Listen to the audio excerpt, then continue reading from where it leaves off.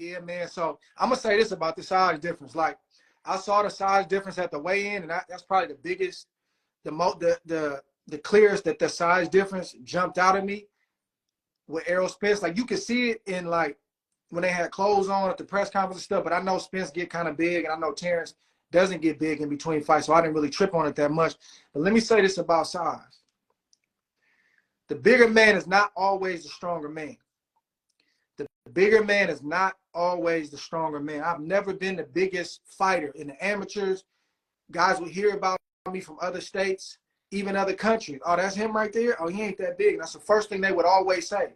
But when I get in there and I lock up with you, or I hit you, or you start to feel my strength, Terrence got a lot of that. Like, I didn't wrestle with Terrence when I was 190, 195 pounds, grab him, and I got to really grab him to make sure he don't lift me off my feet or something like that. So he a lot stronger than what people realize. And I know, but the thing is, Spence ain't just big, he's strong too. And I don't know if Spence is going to be able to impose his size on Terrence Crawford. That's the big question that I got. And we know that Terrence tends to start slow. I'm sure he's thinking about that going into this fight, because he doesn't want to look up after 6 and be down 5-1 or something like that. You know, it got to be 4-2, 3-3 or something like that. But I don't know about Spence imposing his size. I think in moments he gonna have moments like that. But I'm interested to see what type of tactics Errol Spence displays against Terrence Crawford. He got to be better than he's ever been, and Terrence Crawford has to be better than he's ever been. And that's why I don't like get caught up into making a prediction on fights like this, because nobody really knows. That's how you know you got a great fight on your hands, when you can't say who's gonna win. It's too close. It's an argument for both guys. I can see a scenario where Errol Spence can win. I can see a scenario where Terrence Crawford can win. And it's that kind of fight. But my question is the size difference going to wear Terrence Crawford down? In order for you to be worn down, it's got to be something up here that starts to get weak. You gotta concede for that. You gotta allow that to happen. I'm not sure Terrence Crawford is going to allow that to happen. I think Terrence Crawford will go out in a firefight before he just allow Errol to bully him, bang him to the body, tie him up, push him back. I'm not sure that's going to happen. But I saw it at the weigh-in. I saw the size difference, and that's probably the clearest that ever jumped out at me. What y'all think about the size difference?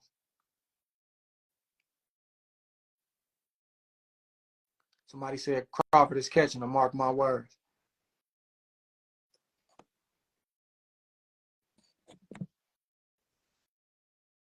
What y'all think? What y'all think?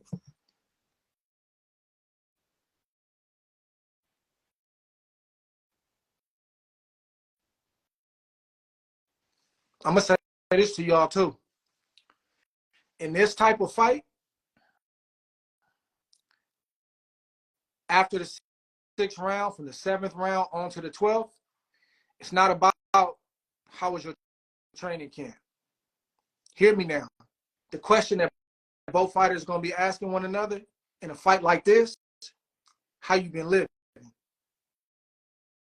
How your lifestyle been the last 5-6 years? How you been living? Because it turns into a lifestyle fight after that 6th round. Anybody can look good in the first 6 rounds if you've been boxing for a long time. Anybody can look sharp. You can go off a cliff 7, 8, 9. The question both fighters are going to be asking one another is, how have you been living the last 5 or 6 years? That's what it is. And it's going to be that kind of fight. How you been living? And it's going to get real. It's going to get real. What y'all got? Oh, man, the Nevada State Athletic Commission, I'm not even going there tonight. Errol Spence's pace and activity will be revealing.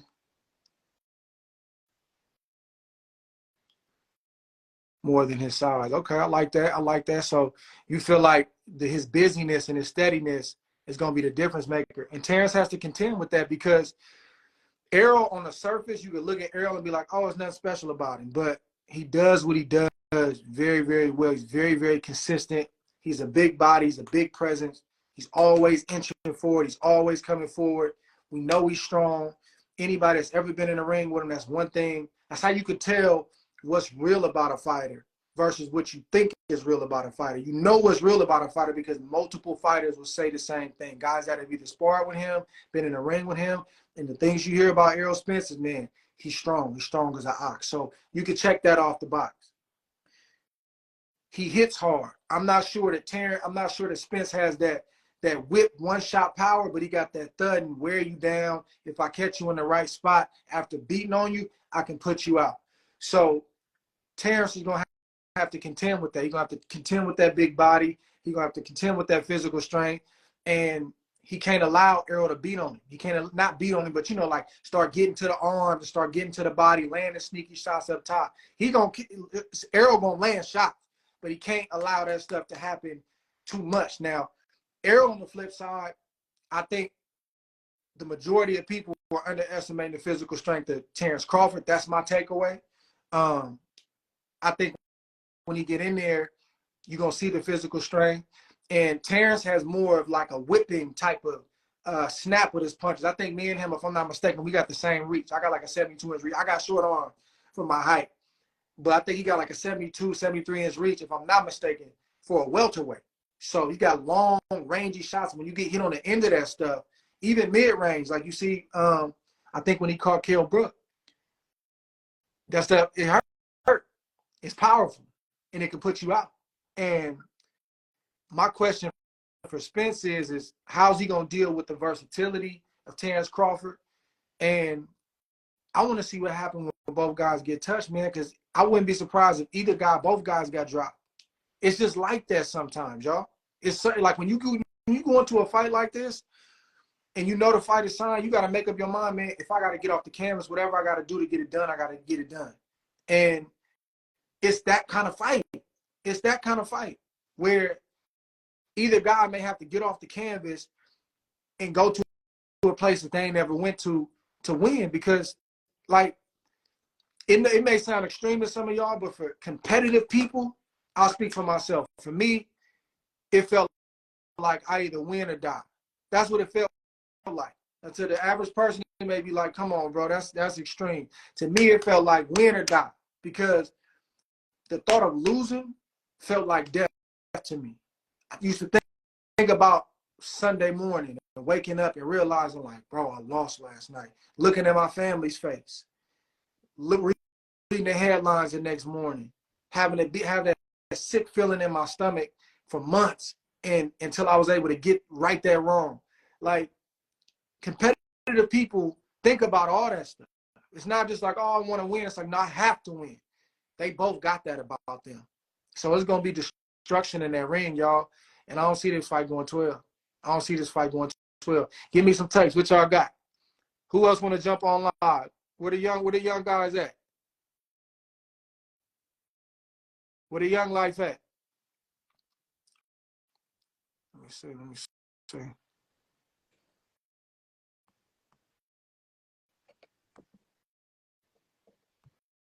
Tarver, what's up, brother? I'm about to plug you in, bro. I'm about to plug you in. I'm gonna get the OG, Antonio Tarver. Nah, it's not gonna be a draw. Somebody said a draw. It ain't gonna be a draw. I'll be shocked if it was a draw. It could happen, but I don't know, man. I don't think it's going 12. I don't think it's going 12.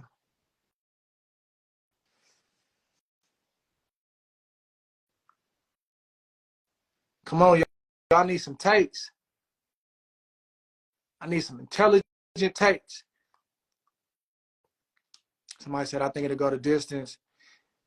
Is somebody gonna have to get off the canvas to do it though? Talk to me.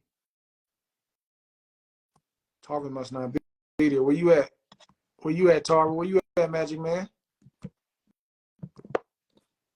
He all lie.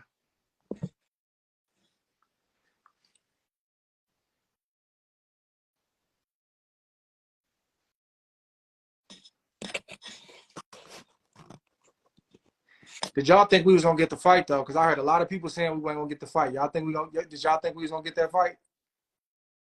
Y'all keep it real, keep it 100. Y'all didn't think we was gonna get this fight, huh? Nah, y'all didn't. Y'all didn't think we was gonna get this fight.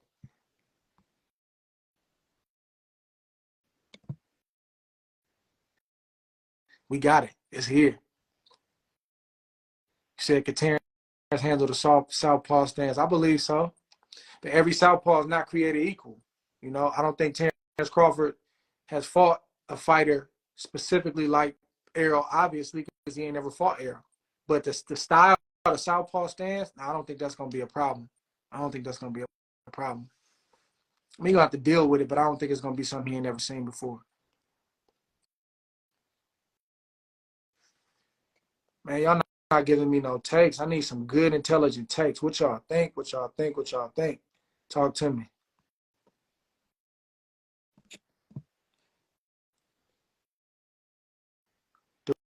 Errol, where you at, bro? Good stuff.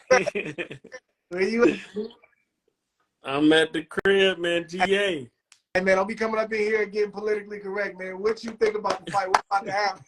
What's about to happen? First of all, thank God this fight is going down, man. The biggest fight. I thought it was gonna happen. Yeah.